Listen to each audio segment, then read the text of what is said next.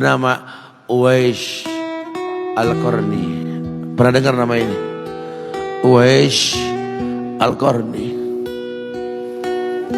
Pemuda miskin pengembala kambing di negeri Yaman. Padang tandus yang dia tinggal di situ. Yang dia kesampingkan hidupnya untuk ibunya. Untuk ibunya. Tidaklah terucap kalimat satu yang ingin ibunya pengen, kecuali Uwais pasti akan melakukannya, apapun, dan ibunya cacat. Apa kata Uwais? Tidak akan pernah terlontar kata dari mulut ibuku, kecuali kan kulakukan yang dia inginkan. Kalau kita mau bicara ini nih, karena kita mau bicara maut yang orang tua kita, entah mungkin kapan. Ibunya cacat dan dia menomorduakan diri, yang penting orang tuanya dulu. Hingga satu waktu ibunya berkata, "Wahai Uwais, ibu sudah tua.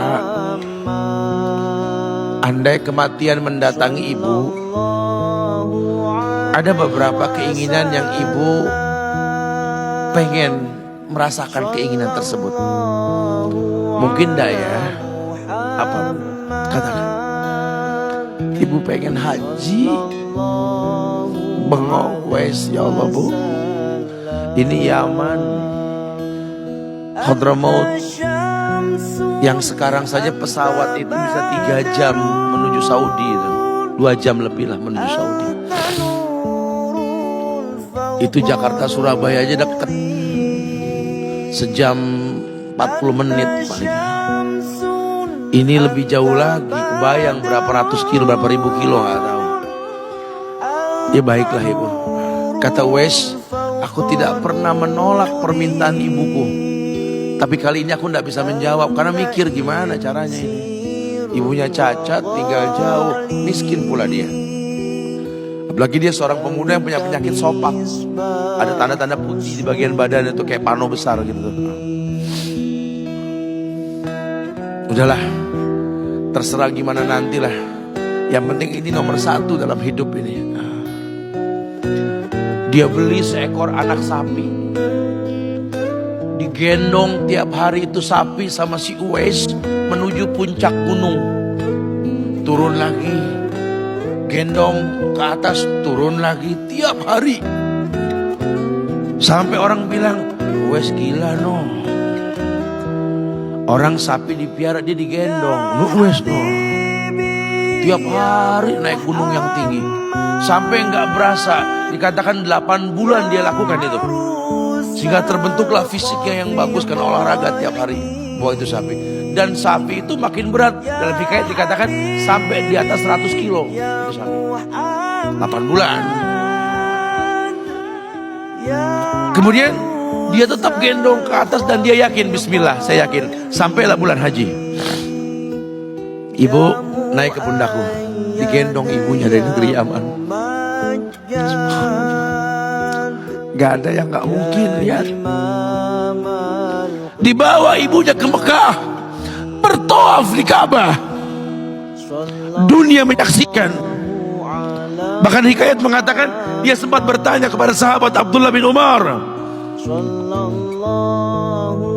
"Aku telah menggendong ibuku dari negeri Yaman menuju Mekah, bertawaf di Ka'bah ini. Sudahkah aku membayar jasa ibuku?" Apa kata sahabat Abdullah bin Umar? "Bahkan satu hentakan napas pun ketika melahirkanmu belum terbayar. Bahkan satu hentakan napas pun ketika melahirkanmu belum terbayar." Dia selesaikan tawafnya. Selesai tawaf, dibawa ibunya ke makom Ibrahim untuk sholat 2 rakaat. Selesai sholat, dia angkat tangan, dia berdoa kepada Allah, "Ya Allah, ampunkanlah ibuku ya Allah. Ampunkan ibuku ya Allah. Masukkanlah dia ke surgamu ya Allah. Masukkan dia ke surgamu ya Allah." Ibunya berbisik, "Uwais, sudahlah, mintalah pada Tuhanmu, ampunan untuk dirimu dan sorga untukmu. Wallahi wahai ibu, Allah ampunkan kamu, Allah masukkan kamu ke sorga, cukup untukku. Ridhomu yang kubutuhkan wahai ibu. Lihat, manusia saleh, hasil doa Rabbi habli minas solihin. Lihat, makanya ketika Nabi mengatakan innahu min ahli sama, ini manusia penghuni langit. Umar, Ali, temui Uwais.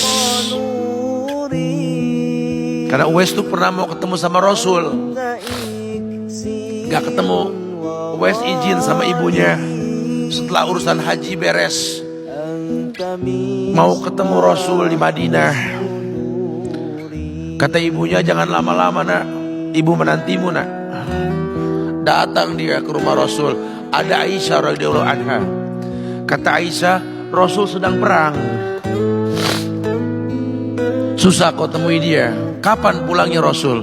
Mungkin beberapa hari atau mungkin saya tidak tahu. Sedih banget. Wah, insya Allah pengen ketemu Rasul di zamannya, gak ketemu. Kalau bukan karena ibunya yang berkata, kalau tak ketemui pulanglah ke ibumu. Karena ibunya menanti, mau gak mau dia tinggalkan itu rumah Rasul. Kalau ibunya gak ada, mungkin dia tongkrongi itu. Dia ingat ibunya menanti, dia tidak ingin orang tuanya mengeluh. Lihat, maka ketika ibunya meninggal, dia baru bisa keluar mengikuti rombongan Yaman ke Syam. Disitulah dia berjumpa dengan Umar ibn Khattab. Rombongan Yaman, betul. Kata Umar, apakah ada seorang pemuda di antara kalian yang bernama Uwais? Belum dong Uwais. Saya khalifah saya. Umar ngelihat ada tanda putih di bagian lengannya. Kenapa? Karena ketika dia berdoa minta yang terbaik buat ibunya, penyakit sopaknya hilang. Allah sisakan di bagian lengannya putih sedikit. Itu sebagai tanda yang Rasul mengatakan cirinya anak muda ini punya tanda sopak di bagian tangannya. Masya Allah. Kamu Uwais, ya Rasul pernah kirim salam. Kamu tuh penghuni langit. Jaga walisan khalifah. Jangan orang ada yang tahu siapa saya. Mohonkan istighfar kepada Allah buat kami. Wahai khalifah, kau yang lebih layak untuk beristighfar untukku. Manusia biasa, tidak. Rasul merekomendasikan kamu. Berdoalah pada Allah untuk kami baik. Setelah aku berdoa, anggaplah aku sudah tiada. Merendah.